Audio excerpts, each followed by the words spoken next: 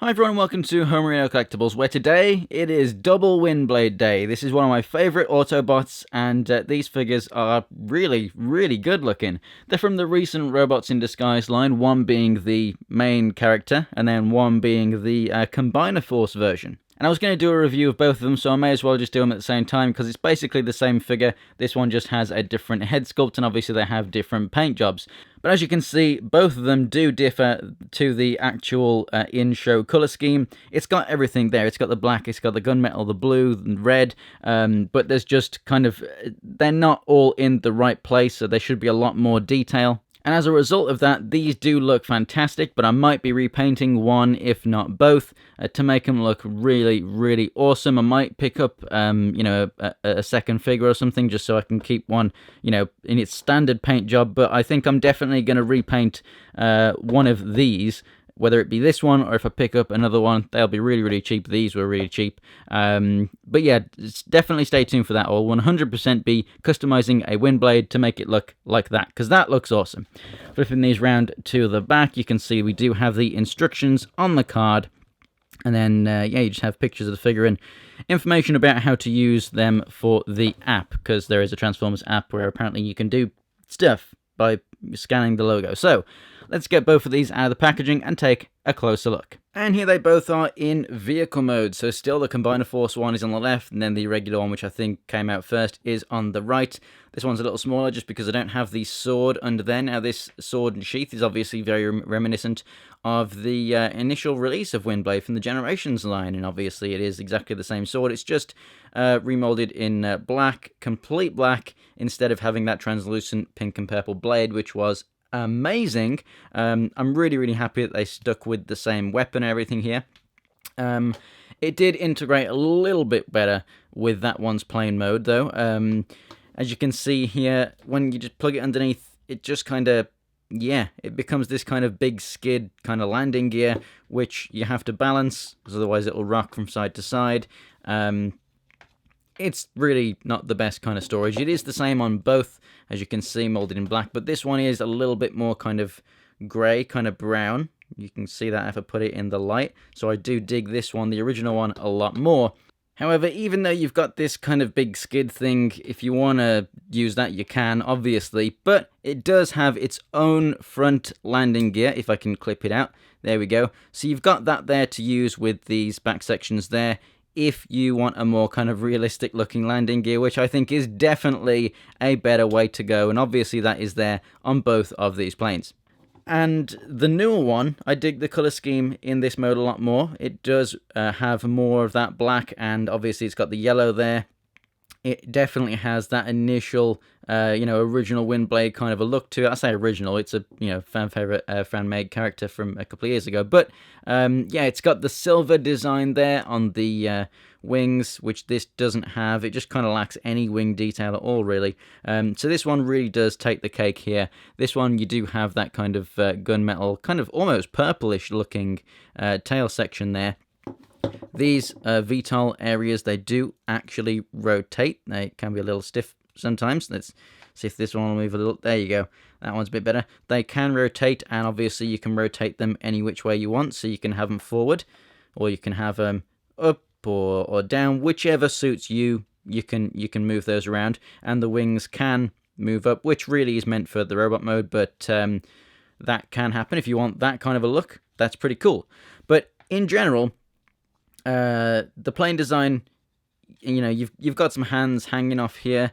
The back section is obviously just clearly the legs and everything, but it doesn't look great, but at the same time it does. Like, it's Windblade, that original figure, was a bit of a clumsy mess that looked amazing in robot mode, and these are kind of the same. So in that sense, they are fantastic Windblade figures, because going off that one, they're really good. But yeah, the arms do just hang to the side there. What you would really need for this is like a Voyager and a more kind of realistic look, and then the arms might transform, inside the body or something like that if you had a bit more space in there. But for what they're dealing with, it looks good. Kids are going to love it, and I think it's definitely good enough. But as you can see, it definitely could do with a repaint and just get a bit more on there. This thing just... it just captures your eye a bit more, distracts you from the kind of clunkiness because you've got more of that black and the silver detail. It looks a little better. So vehicle mode, I would definitely suggest going for this one. It's got more silver detail and just looks a little bit more awesome. So let's transform these and see how they look in robot mode. And here they both are, stood just over 5 inches tall each. They are fantastic. The one on the left is obviously a slightly deeper red than the one on the right. We do have the blue on that headdress there. We have the yellow over here, and then contrasting, vice versa for the kneecaps. This thing, I think it just has a bit more paint. Obviously you've got the silver on the wings still showing, even though it's on the underside over here. I think if you're going to pick up one, this one has a bit more detail and looks probably better just left as it is. They are both kind of kibble heavy on the back there, but the wings sweeping back a little bit kind of help to cover that and not make you look at it. And from the front, they do look good. They are a bit back heavy, so when you start posing them around, you might have to just kind of, work with them a little bit just to get them to stay, but they will stand in some awesome poses, and they look really, really nice and do still utilize some of the features from that initial Windblade figure here with the weapon. Obviously, she can hold it really nicely. You can still hold the weapon in the hand. You could even have her hold it as a gun if you really wanted to. You can have her hold it like that, and you can store it on her hip right about there, just like that, so you can have a holster the sword, which is really, really nice, but that peg does get in the way with the wings, so depending on what articulation you want to get out of it, just be careful as you're playing with it. You don't want to kind of smack that off and maybe even snap the peg if you really tried forcing it. It shouldn't be a problem in most cases, and you might be able to peg it in this one. No, it doesn't really. Yeah, so it only fits in that one, not in that one. Yeah, so just be careful with it. If you want to holster it, that's great. That would be perfect for displaying and keeping it there. But if you are going to play with it intensively or something, just take it off, and then it's not going to pop off and you're not going to snap a tab. The tabs are pretty thick though, as you can see, so that's probably not going to happen, but just letting you know. Over on this one, as you can see, I already have it connected over there. A little less paintwork, but still looks great nonetheless. Obviously, here we have a proper face. Let me just go ahead and put that a bit closer up for you. We have a proper face over on this one, and on this one we have that kind of battle mask. That's obviously what makes it worth it to pick both up, and they do look really, really great. Now, the headdress pieces on these do come off, and you can use them as, one of those fans. I don't know what their actual name is.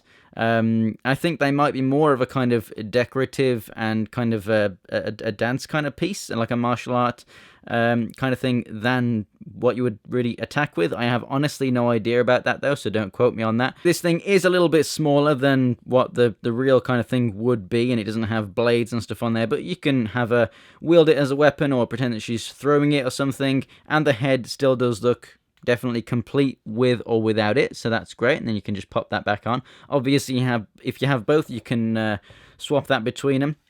They look great. Obviously, you can still move the wings a little bit in this mode. You can rotate these however you want. Articulation-wise, see, there you go. You may as well just take that off if you're going to play with it. Articulation-wise, the head can look up and down, rotate, and pivot side to side a little bit. Shoulders can come out to the side and rotate all the way around. The arms can rotate there, and you have the single-jointed elbow.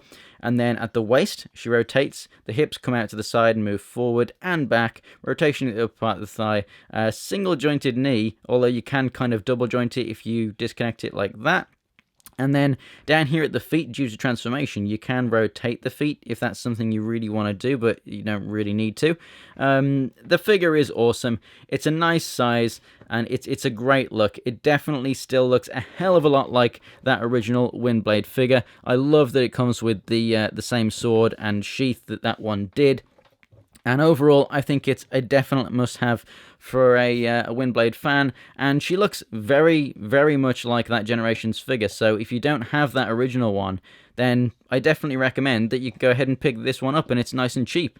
That one was just a lot more black, but like I say, I'll be adding that black and some other paint to this figure, or get a second one, because then I can show you the comparison, and that probably would be a little better. But yeah, I definitely dig the character. I really, really love these figures, and I can't wait to show you more, because I do have more Windblade on the way. So thanks for watching, guys. If you enjoyed the video, go ahead and give it a like. There's some links in the description of this video, and also some videos on screen right now. For more Transformers reviews, go ahead and subscribe. Thanks again for watching, guys, and I'll see you next time.